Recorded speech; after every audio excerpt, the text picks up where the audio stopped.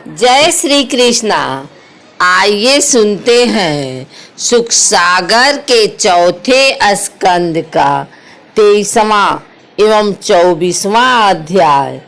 नगर का निर्माता जीव है जो शरीर रूपी नगर का निर्माण करता है। जीव का मित्र अज्ञात है।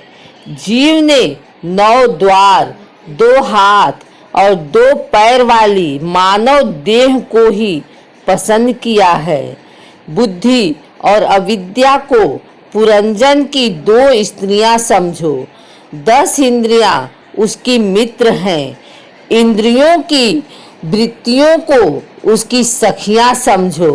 प्राण, व्यान, उदान, अजान और समान, ये 5 वृत्तियों वाला प्राण वायु नगर की रक्षा करने वाला 5 फन का सर्फ समझो। इंद्रियों का नायक मन है, जिसे 11वां महाशक्तिशाली योद्धा समझो। शब्दादि 5 विषयों को पांचाल देश समझना चाहिए। 9 द्वार से अर्थ है 2 नेत्र, 2 नासा छिद्र, 2 कान छिद्र, मुख, लिंग और गुदा द्वार। मुंह मुख्य द्वार है और रथ शरीर है। 5 ज्ञानेंद्रिया, रथ में जुड़े 5 घोड़े हैं। बुद्धि सारथी है और हृदय सारथी के बैठने का स्थान है। इसमें इंद्रियों के 5 आयुध हैं। 5 कर्मेंद्रियां, 5 प्रकार की गतियां हैं। जीव शरीर रूपी रथ पर चढ़कर मिथ्या विषयों की ओर दौड़ता है। 11 इंद्रियां उसकी सेना है। इंद्रियों का विषयों को ग्रहण करना उसका शिकार करना है। इसके द्वारा काल का ज्ञान होता है। संवत्सर चंड वेग नामक गंधर्व राजा हैं। इसके अधीन 365 दिन गंधर्व हैं। इसी प्रकार 365 रात्रि गंधर्वियां हैं। ये बारी बारी से चक्कर लगाते रहते हैं।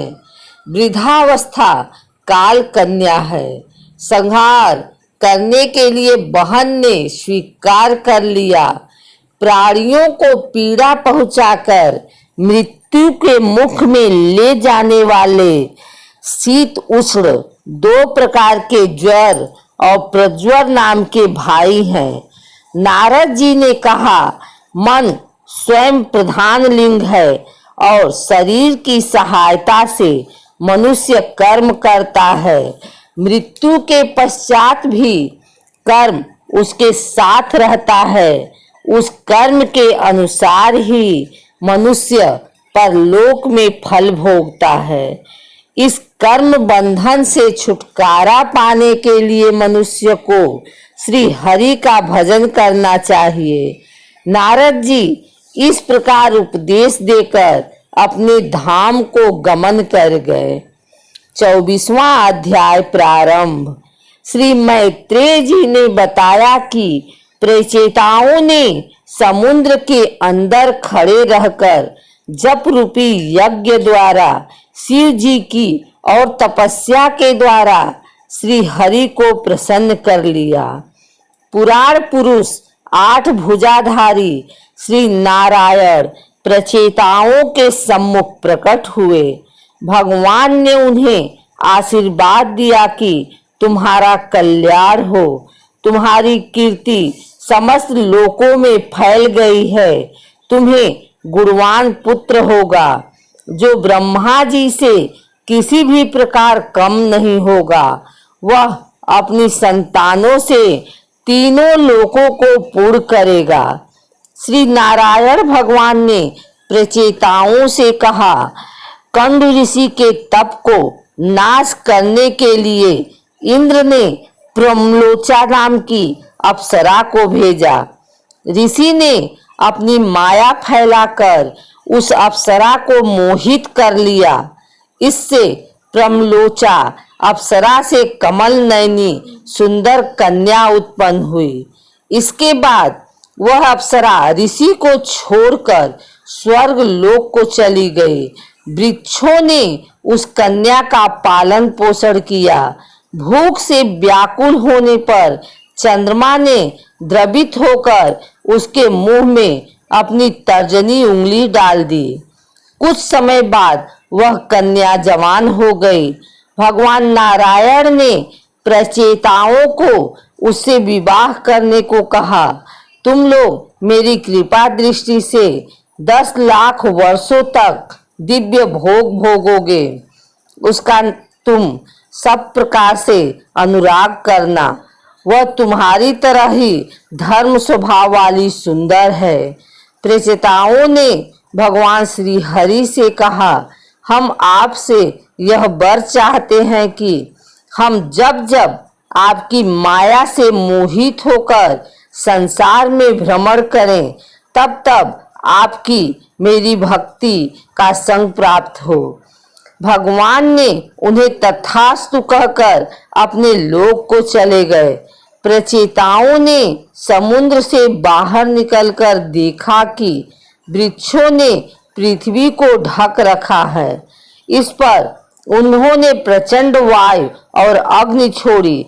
इससे वृक्ष जलकर नष्ट हो गए और पृथ्वी का निर्माण किया। ब्रह्मा जी ने प्रचेताओं को वह कन्या लाकर सौंपी। उस कन्या का नाम मारिस रखा गया। उन्होंने मारिस से विवाह कर लिया। ब्रह्मा जी के पुत्र दक्ष ने अपना पूर्व शरीर त्याग दिया। अंत में मारिस कन्या के गर्भ से दक्ष ने जन्म लिया। भगवान की कृपा से नवीन प्रजा उत्पन्न हुई। प्रचेताओं ने श्री नारद मुनि के मुख से उपदेश सुने। पाप रूपी मल को दूर करने के लिए भगवत चरित्र सुनकर भगवान के चरण कमलों में उन्होंने अपना ध्यान लगाया। अंत में उन्होंने भगवत धाम को प्राप्त कर लिया। इति श्री चतुर्थ स्कंद समाप्त। अगर आपको हमारी वीडियो अच्छी लगी हो तो इसे लाइक करें, कमेंट करें और शेयर करें। हमारे चैनल भक्ति गाथा को सब्सक्राइब करें तथा बेल नोटिफिकेशन ऑल पर सेट कर लें, जिससे कि आने वाली वीडियो आप तक सबसे पहले पहुंच सके।